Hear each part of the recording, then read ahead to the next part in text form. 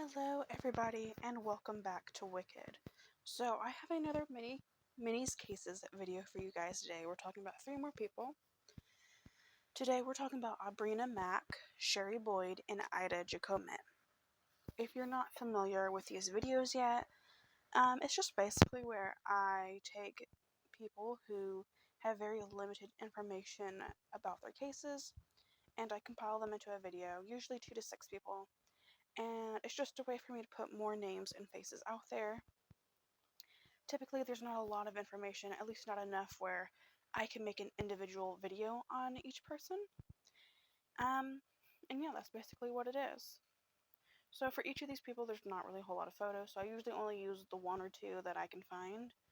So all the links I used for research will be down below, like always, and there will also be a link to my podcast, Sinister, if you'd like to check that out.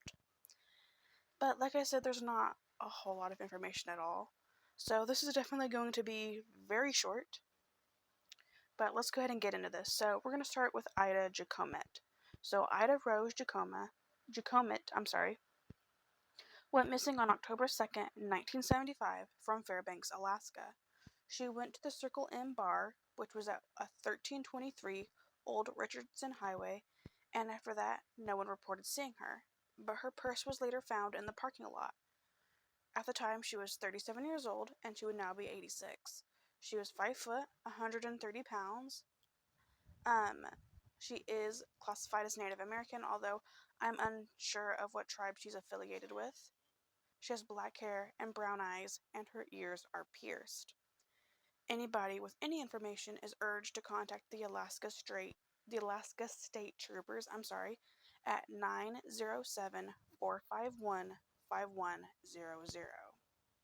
I will have her photo on the screen for a few moments before we move on.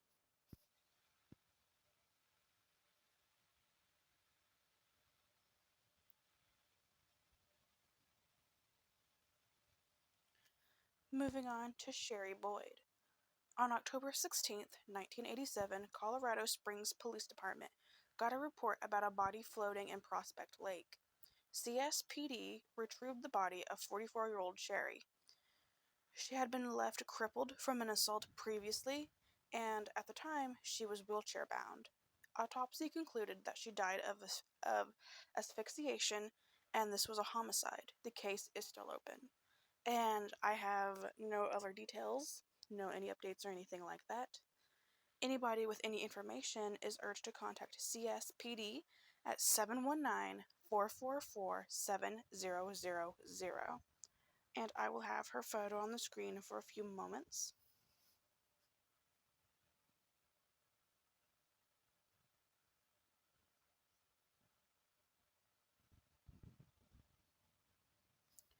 And lastly, we are talking about Aubrina Mack. She was nicknamed Mickey. She's described as a young, feisty, and independent mother of 2. She kept a job and knew how to handle her issues, from car troubles to finances, and took care of her kids until the day she went missing. And she went missing on August 15th, 2006. At the time, she was living in a home on Central Street in Montgomery with her sister. She told several people she was walking up the street to the store that afternoon. No arrests or leads in the case so far. Police did pull surveillance video from the store, and there's no evidence to prove she ever even made it inside the building. Aubrina was 21 at the time, and it wasn't unusual for her to go walking up the street or to the neighboring street. Her kids, Samaya and Brianna, are now adults, and they are always helping to organize yearly meetups to remember their mom. While they don't remember much, they do remember the love she gave them. Her family is firm that she never would have willingly left her children.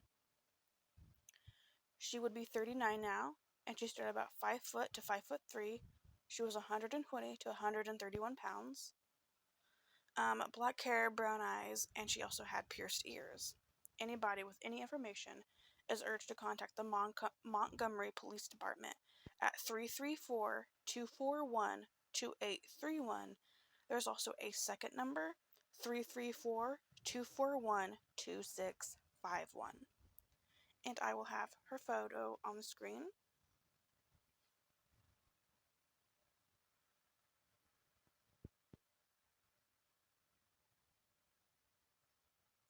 And that is everyone I have on my list to speak about today. Thank you so much for listening to their cases. I know that most people don't really talk about missing cases videos or mini cases videos like this because the lack of information, they don't want to make short videos. But I just want to put as many names and details out there as I can. So thank you for giving them the time of day. And I will see you guys very soon. Bye, guys.